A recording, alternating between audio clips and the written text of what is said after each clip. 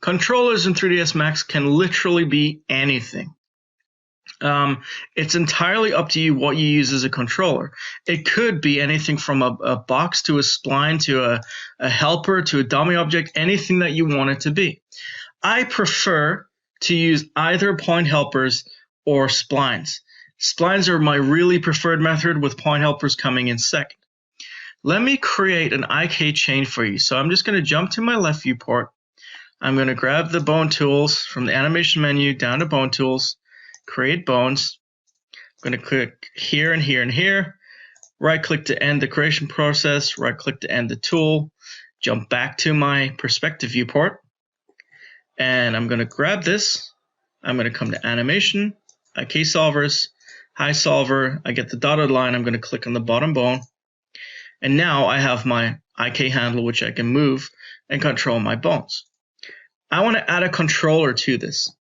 So what I'm going to do is I'm going to come over here to my create tab, come to splines, come to circle, and I'm going to click and drag out a circle around this point. This is going to become my controller, and I can easily make this control this IK setup by using the select and link tool and linking the IK chain to the spline that I created and the controller. Now if I move this, this is going to move along the IK chain. Perfect. The cool thing with using a spline is we can come to the modify tab and we can turn on rendering in the viewport. So if I enable in viewport, you can see that now this controller, it looks like it's in 3D, and it looks very visually appealing. And if you remember looking at Scooter, he has a lot of these situated around his body, and these are the controls that we mostly use. We can change the thickness, so we can get this really thick if we wanted to. I usually don't keep them that thick because I don't want it to obscure the geometry. That's what's going to be seen on screen at the end. So I keep them pretty thin usually, but it's good to be able to do this. We can come in here as well. We can choose colors.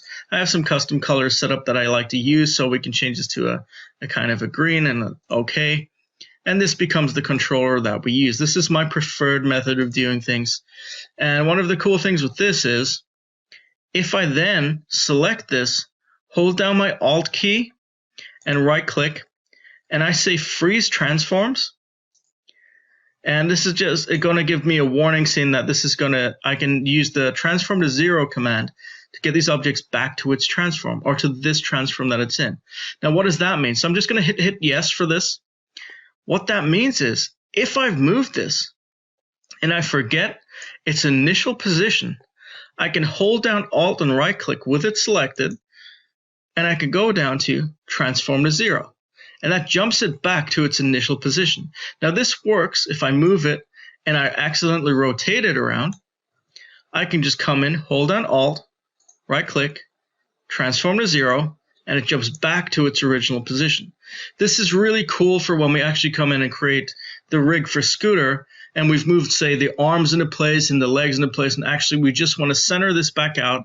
We want to make it 0, and we can come in, grab the controller, hold down Alt, right click, and do transform to 0, and that is going to put it back to its original position.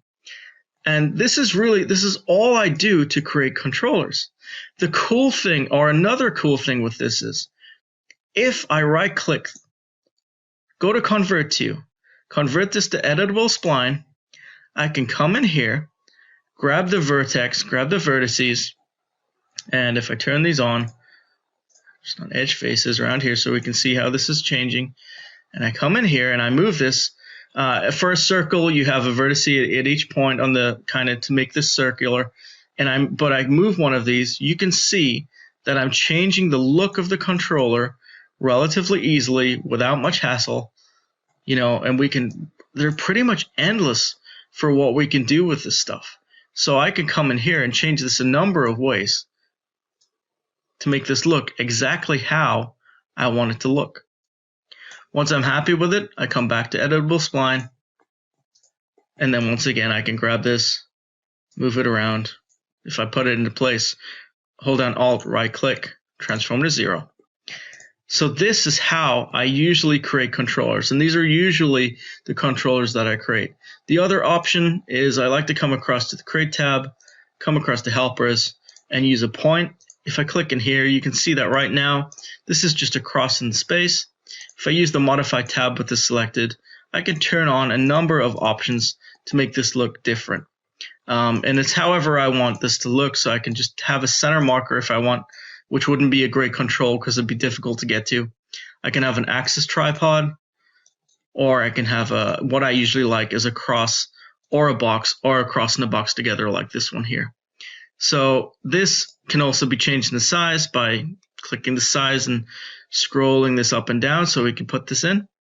You can also have a constant screen size, so no matter where you go, this is always going to be the same size on screen.